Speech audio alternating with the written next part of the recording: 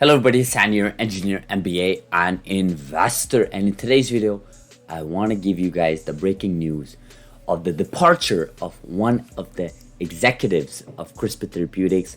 Of course, this is inspired by the tweet from Yair and Horn. Of course, shout out to Yair, huge community member in the CRISPR space, or just genomic space as a whole. I think Yair, I've mentioned many of his tweets. He really, goes really in depth with many of these companies, researching them really well, being on top of news, specifically for science and data and clinical trials. And actually, I'll be honest with you, I remember a year when he was like new and he had a couple followers, and obviously to what he's grown today. So well done, Yair. Thank you so much for your work and your continuous effort here in this space. We all learn from it. So Yair tweets, wow, CRISPR Therapeutics announced that its COO, Lawrence Klein, PhD, is stepping down from CRISPR Therapeutics to pursue external opportunities. It is expected that he will remain as CEO through the year to end, help them ensure a smooth transition. And of course, this is from the official press release from CRISPR Therapeutics. I don't know if you guys can see the full text here, but regardless, it's really a biopharmaceutical company focused on creating, whatever. Today announced that CEO Lawrence Kennett will be stepping down from the company to pursue external opportunities. A search is underway to find a successor to Dr. Klein.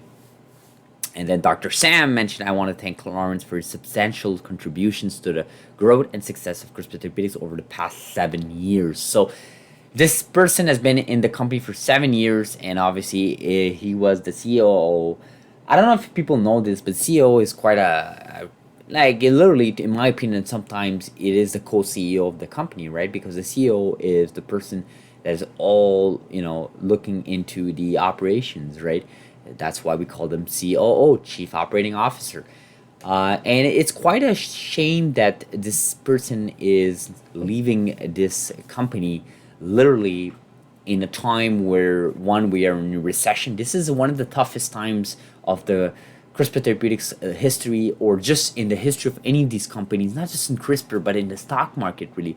It's a tough time. This is the first market crash. It's the first time we are in a recession.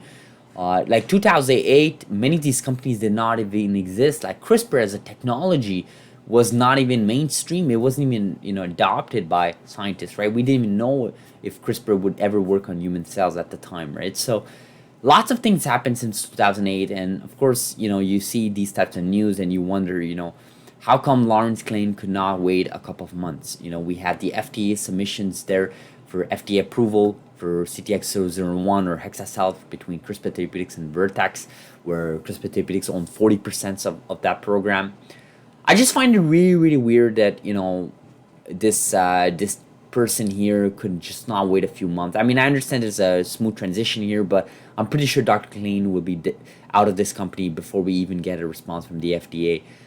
And it makes you wonder, who took that decision. And obviously, this is put in a way where this gentleman here, Dr. Klein, will be stepping down from the company. We all know what truly happened behind the curtains. We know that these companies, they give an ultimatum to these folks here. So I'm not saying that this was a decision truly taken by Dr. Klein.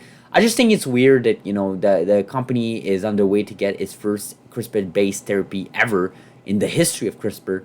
And they could be the first one to take a crack at it, and this person will step down literally in the process of it. I just find it weird. I mean, there must have been other things going on. I mean, I really don't think someone who's been in the company for 7 years, working throughout, becoming an IPO, going out IPO, going through these tough times, just step down as we're getting an official response.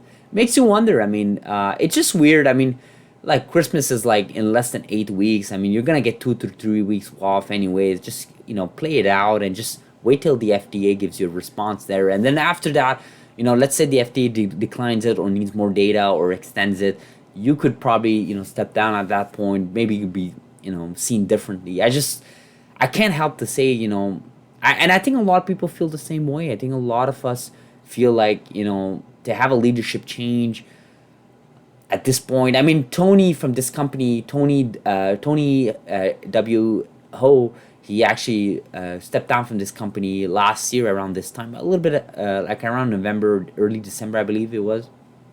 so almost a year ago. But again, we didn't have the FTA submissions. We were just entering in a recession.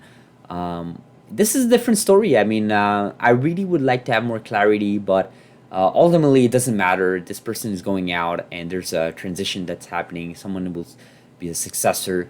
It's never good to see these types of move while we're in this critical period.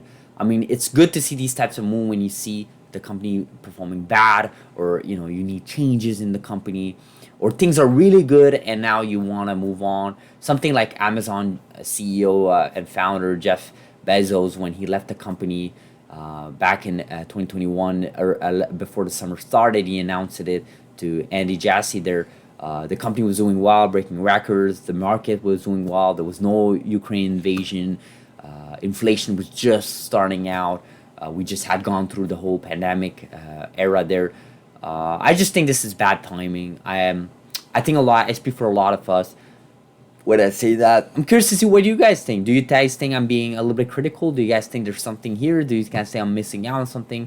Do you guys think this is completely normal? Let me know in the comments below, guys. Hopefully you guys are having a beautiful, beautiful Saturday. It is really sunny here in Montreal. Wherever you are, hopefully it is sunny as well. Do like this video if you have value, subscribe if you're not, and I'll see you guys in the next video on Sunday as I'm back in Toronto.